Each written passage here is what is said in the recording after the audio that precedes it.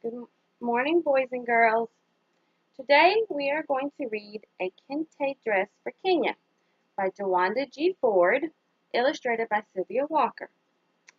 Now, what this book is about is this little girl named Kenya is in school, and her school is doing a special show and tell for Parents' Night. And her teacher has asked all of the students to bring in something very special for the show and tell. Kenya cannot decide what she wants to bring in. She thinks and thinks and thinks really hard, but cannot come up with any ideas on what she could bring in for show and tell.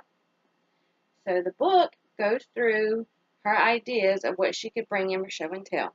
She talks to her parents, she talks to friends, and finally she decides what she wants to bring in for show and tell.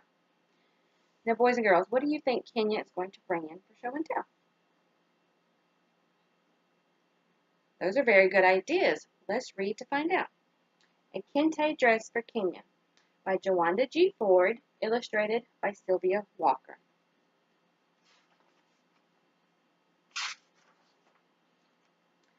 It was a bright and sunny Friday morning. The students in Miss Baker's classroom sat in their chairs as the bell rang. Kenya put her notebook and pencils neatly on her desk. Miss Baker took attendance. Then she made an important announcement. Our class has been selected to do a special show and tell program for next Friday, Parents' Night. Miss Baker said, I would like each of you to bring in something from your favorite family activity. No live animals are allowed. Does anyone have any questions? Have you ever brought something to a show and tell? Wow, I bet that was very nice. Jerome raised his hand, but Kenya did not pay attention to his question. She was too busy thinking about what she could bring in for show and tell. There were many family activities that Kenya enjoyed. She looked forward to family reunions at her grandfather's house every summer. She loved running through the fields playing hide and seek with her cousins. Do you have any favorite activities that you like to do with your family?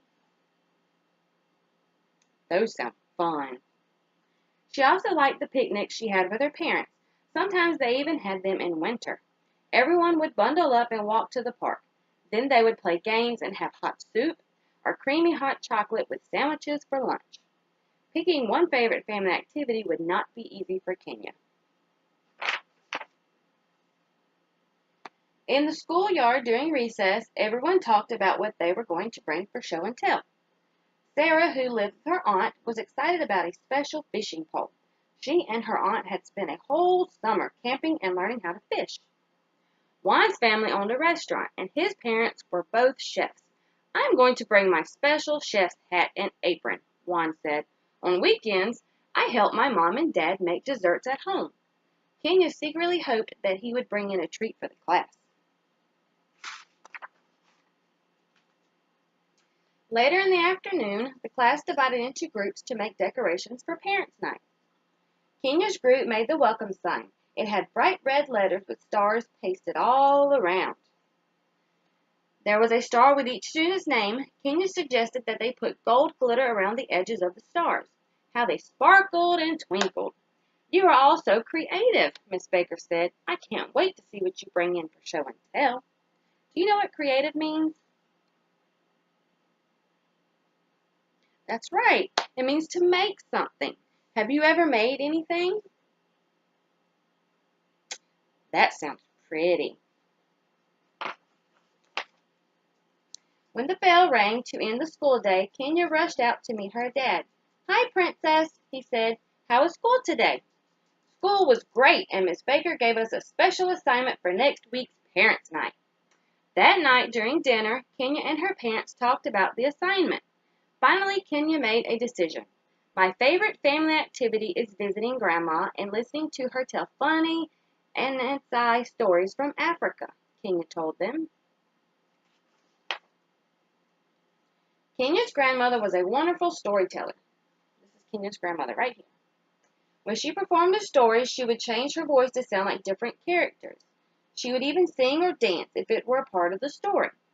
And she always wore a kente cloth outfit for storytelling. Visiting Grandma is a great choice. Kenya's father said, but Grandma's stories are told from her memory. There isn't anything that you could bring to show the class. Let's call Grandma. Maybe she can think of something, Kenya said. Do you have a wonderful storyteller in your family? I bet they tell great stories. Kenya dialed her grandmother's number. Hi, Grandma. This is Kenya. Well, hello there, sweetie, her grandmother answered. How's my Kenya doing today? I'm okay, but I need help with my show and tell assignment. Kenya explained everything, and her grandmother said, Grandma will think of something. I'll come over tomorrow morning, okay? Thank you, Grandma. I knew you would help. The next day, Kenya woke up early. Saturday mornings were another one of her favorite family times. She loved the fun foods her parents made. Her father's specialty was toast with smiling faces. Her mother would make pancakes filled with almost anything, fruits, nuts, and even chocolate chips. Kenya's job was to set the table. Do you like Saturday mornings? I do too. They are absolutely best because you get to sleep in. After breakfast, Kenya went out on the porch to play with her doll and wait for her grandmother. Soon a yellow car pulled up. Grandma's here! Grandma's here! Kenya shouted.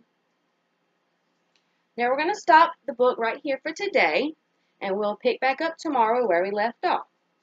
But what do you think Grandma is going to say as the idea for her to bring for show and tell? Those sound like interesting ideas. Well, we'll read tomorrow to find out.